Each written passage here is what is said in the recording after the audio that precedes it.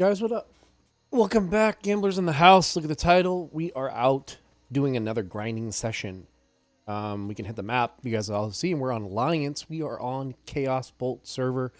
We're just north of Menthol Harbor, and we are grinding on these level 21, 22 Murlocs. My bags are pretty much full. I've been out here for about 10 minutes already. The point of this area is these guys and getting the pearls that drop off this is just such a massive grind here. Basically, after I kind of intro and show what I'm doing, I've already been grinding here for a little bit, and I have not opened up my clams yet. So you guys can see at the top, I'm 45, 46. We'll open up the bags. I've been here for a little bit, already doing this, kind of competing with the bots and the other players that are out here grinding on these. But we're going to open up a couple of these. See if we can get we're looking for iridescent pearls. If we can get them, they're extremely expensive. Today is day 5 or day 6 of the release of Season of Discovery. And there's a small lustrous, but that's not what we're looking for. We're looking for the iridescent pearls. We did not get one, but that's okay. I wanted to just kind of show this and share my thoughts. You come out here, maybe you can do this solo, just like I am on my warrior. I finally, at the end of this video, I'll kind of share my gear, and once again, I'll upgrade. I'll hopefully remember to show my talents and kind of how my spec is for some of you guys that do play warrior. And want to kind of try to do the same thing that I am. But once again, you can look at mine. I'm using a two-hand build. Maybe I will share some of that info right there. So I'm using a two-hander build. I have Smite's hammer from Dead Mines. And I'm using Flagellation, Frenzied Assault, and Quick Strike. So I'm testing it out. I've only been playing with this spec for a day, and then I redid my talents. Just because I was not enjoying... There's a couple variations of what warriors can do. Well, actually, a lot. And so... I've been just trying them out, you know. You got to find a playstyle that you enjoy. And so there's a two-handed warrior build where you have to consume by rage. You have to manage your rage really extreme, and sometimes I don't know. It's a play style that I don't want to have to worry about, you know, going above 80 rage, going below 80 rage, and just managing that bar. I just want to swing. I want to swing. I want to worry more about positioning my guy and my rotations than having to worry about if my rage is above or below 80. So, but yeah, so the grind is I wanted to just, you can be, so I've seen level 20s, 21s, 22s out here grinding on these guys just for quests. But this first week, the markets are so volatile with what you need. So obviously I don't have one on me, but you can see this. So blacksmithing, I've got my blacksmithing to 150, and you can start making these. So this chest piece, before you get into Black Fathom Depths, you pre-raid, pre-10-man raid, this chest piece is, and also from the raid. So in the 10-man raid, you can upgrade this chest piece. You need to be. You don't have to be a blacksmith, but maybe I believe you do have to be a blacksmith in order to upgrade it. But this chest piece, you can. Everybody needs these. Everybody that wears mail. So level 25 paladins and warriors only can use mail, and then at level 40 is when it unlocks and you can go to. You get plate. So Season of Discovery introduced. You know, it made all your plate wearers right now. We're all wearing mail until the next phase of this thing. But if you don't want to pay you know, the 5 to 15 gold for each pearl, you got to come out here, and this is a really, really good farm. And I wanted to kind of share this. And like I said, you can come out here. You can see my build. I'm using sharpening stones. I got my food buff. And I just kind of chill. You find your own lane. You got other people that are out here grinding as well. So you can just... I try to stay like right in here. And it's most of the time it's an alliance controlled area. You'll have Horde come out here and mess with you a little bit, but there's just so many alliance, with it being so close to Wetlands or the Menthol Harbor, that it's really hard for a Horde to come out here and hold this. They probably have other options that they can do. So we're gonna grind here for a little bit and see if we can't get a one or two, or maybe at least one. It's really, really difficult. It probably my first iridescent pearl. It took me about 60 kills or so to get my first one. So we'll see here if do this a little bit. See if we can't get. There's a small lustrous. And it can get a little spicy on here, even with, you know, I have somewhat decent gear. It can still kind of get, if I miss a couple swings, get a parry or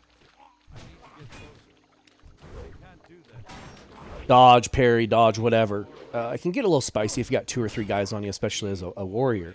I'm not using Victory Rush. Some of the builds are using Victory Rush. I'm not using it. And but if you're attacking these things one at a time, sometimes you can just 2-shot these or 3-shot these, especially with having Smite's Hammer on here and doing the quick strike build and execute. I'm out of range. Oh yeah, I wanted to share this.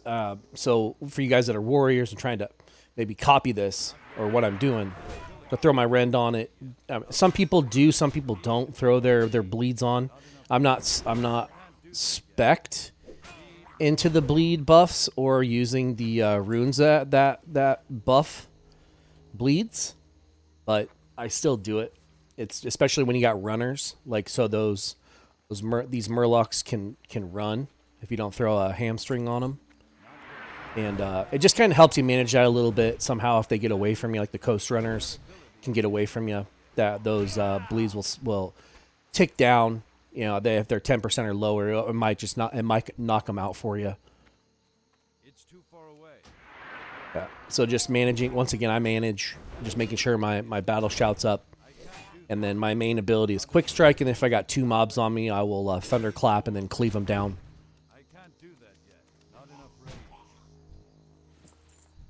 Works pretty well. Works pretty well. And then after I kill this guy, I'll show you guys my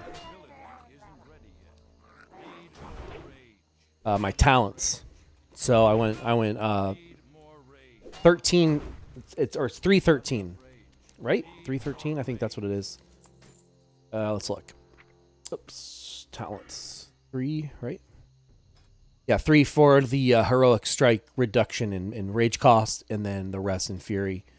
5% crit, unbridled wrath gives you just more rage, and then 3 points into cleave. Because right now, like most of these pulls that I'm doing are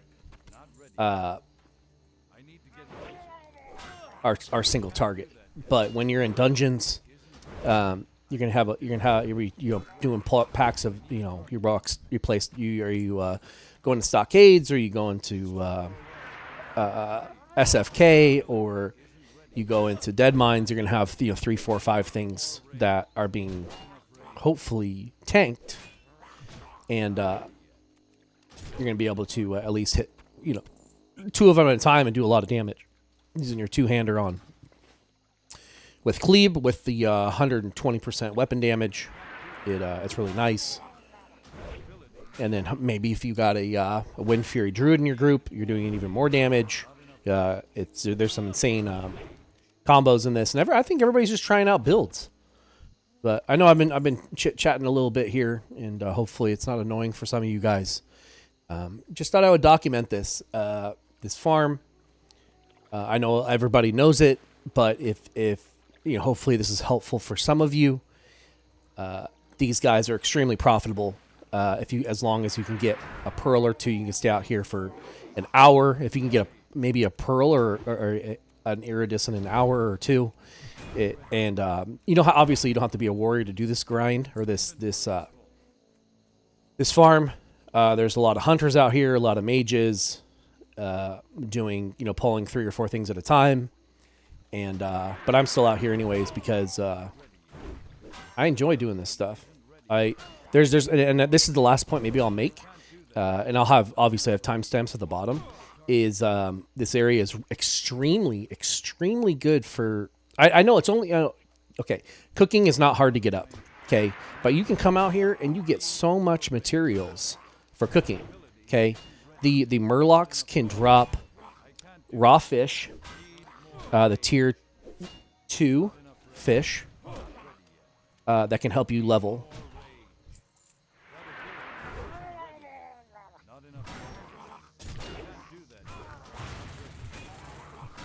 Might die here, we'll see.